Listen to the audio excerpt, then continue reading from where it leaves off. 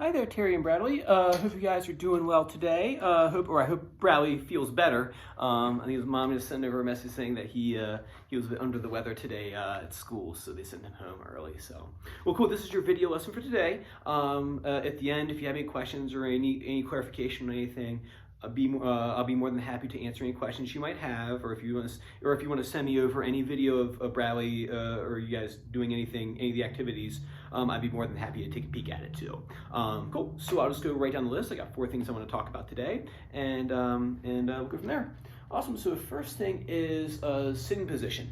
I know we've been working really hard on getting that nice tall back. That's a common thing with kids his age. They'll kind of wiggly or whatever. So it's just totally normal. That's the way a kid is. You cannot change nature.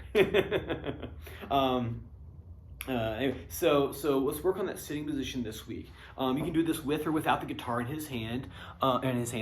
So what you can do is get his chair all set up, right? I got my chair set up over here. I got my footstool over here.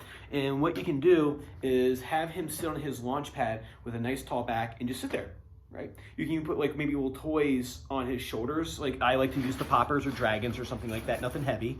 So what you can do is like maybe have him stand on one side of the room, give him like a countdown or something like that, like, 5, 4, 3, 2, 1, run over, or maybe pop like a popper if you have something like that. Use your imagination. And have him run over and then place the dragons on his shoulders, like this, or whatever toy it happens to be. I place dragons there. And so you can keep a nice tall back for like a count of 10.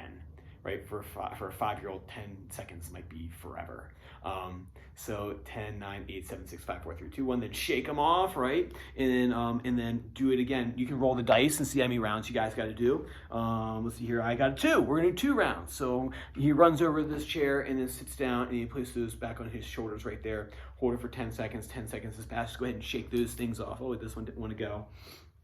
All right, so you hold it for 10 seconds and then what you can do at that point, that's looking all good and everything, he's able to do that, then make it more complex, foot on the gas pedal or something, right? And then try the same thing, roll the dice. You got 2 that time, okay, cool. This time put like 1 on his knee.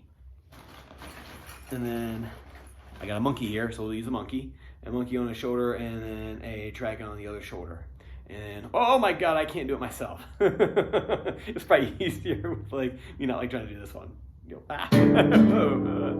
Anyway, so we kind of make it more and more complex as the week goes on. So first time just sitting down, next time putting the foot on the gas, putting the toy up here, and then putting the guitar up, and then seeing if you can put like a toy on top of the guitar, kind of like what we did for hippopotam music.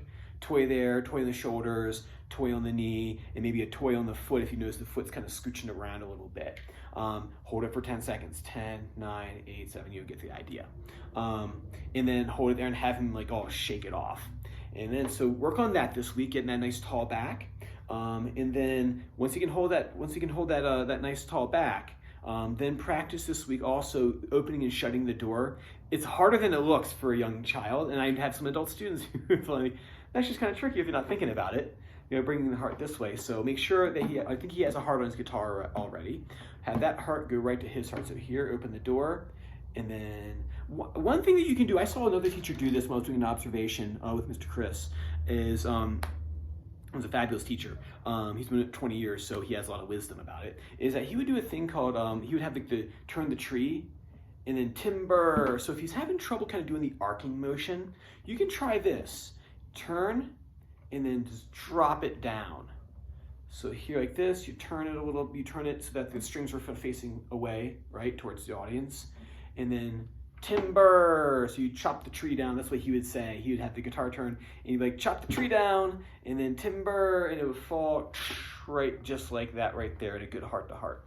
Like I said, some kids will have trouble with this. If that is the case, everyone's got some sticking point with this, and no one has ever done this flawlessly all the way through. This has never happened, just because it's hard. And turn, and then timber, and you land that waist right on top of the upper thigh right here. And then what you do is go ahead and put some more toys on him, all right? Nice tall back, hold it. For him too, keeping that head tall, right? He has a little tendency to let his head kind of droop down a little bit. If you have something like maybe kind of cool in his room, maybe you can put something for him to stare at, like the eye doctor, right? You can have like maybe something across the way, or he can like he can draw a picture for you. That'd be kind of a cool idea, actually. You can maybe have him like, you guys can draw a picture together. It could be like whatever, doesn't have to be music related. Draw a picture together, and then maybe like tack it on the don't tack it on the wall. Maybe like tape it or something like that on the refrigerator or something like that. Have him sit there and maybe like keep his head straight towards the picture, and that maybe might help him keep his head up. You could also put a toy up there too. That way, in case it falls down, he'll know he's stripping his head. So keeping that head up, maybe staring straight at that picture right there. Maybe we'll do that next time. I'll do it where I'll maybe draw something on the board if you remind me. I'll draw something on the board. We can draw it together. And then you can make sure he keeps his eyes like towards that. That'll keep maybe the head from drooping down. Cool. So work on opening and shutting the door. Good heart to heart, right? Remember that you want the heart of the guitar to be kind of like dead center, like right here. So our guitar heart over where the noisy part's over here, and then the actual heart is right here. So we keep that heart right there, right? And be able to hold that for me. And you can just kind of keep that hand either on. You can kind of keep that hand on that doorknob right there. And then I believe last time we did this, but if that is something that you want me to look at next time, you can just hang on to this here. If he's having an easy time with this, then you can have him put his hand up here. Either is fine with me at this stage of the game. It's the hardest stage of the game, actually, the learning how to sing position. This is the part that I think takes the most patience and is the part we have to be the most patient about and very thorough about, because if we kind of like let things slide a little bit in the sitting position, it just means we got to go back later and just fix them, right? I much rather do it right the first time than to do it, kind of half-hearted the first time and then going back and having to do redoing some work. It's faster just to do it this way.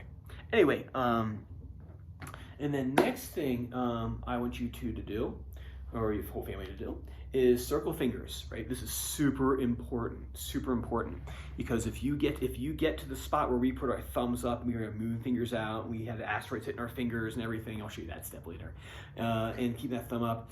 If you haven't practiced having him keep this finger right here, this is what's gonna happen. He's gonna flatten out when he tries to put his finger on there. You gotta make sure you practice those good circle fingers. Concentrate on that ring finger, okay? So that ring finger is super important because you want it to be like a perfect circle right there. So when I put my fingers on the fretboard, it is literally like arched like this. So make like, sometimes if you have trouble visualizing the circle, sometimes using the analogy of a tunnel will help the kids too. So can you make a good tunnel or bridge like this right here? Concentrate, like I said, concentrate on the ring finger. That's the one we're gonna be using first. Do all of them, but really spend a lot of time doing the ring finger, okay? Cool. And then the last thing that I want you all to work on is listening to the Suzuki CD. It's just like a foreign language. I did not learn Chinese by looking at my grammar book and just studying grammars at the end of the day. It basically, with my lesson, I literally I do my listenings in the car when I'm driving to and from like appointments. So every day in the car, I listen for 10 to 15 minutes in the car, and it's like a world of difference. Rather than just like, oh, quick, I'm gonna talk to my teacher twice a month, right? I would never get it that way. You gotta listen to the CDs, and you can do it while he's coloring, while you're eating dinner, while you're making lunch, while you're in the car somewhere. I know the CD is not the most ideal format. I have preached to those on high that I would love to have a digital download, but we'll see if that happens in the future. Fingers crossed, there's been a change of guard a little bit in the upper echelons, so hopefully they jump on the 20th century bandwagon. Anyway, the 21st century bandwagon. So cool. Those are the 4 things I want you to work on. If you have any questions, like I said, feel free to shoot me back a message. I'll be more than happy to answer anything or take a look at anything you'd like me to take a look at. All right, take care now. Bye-bye.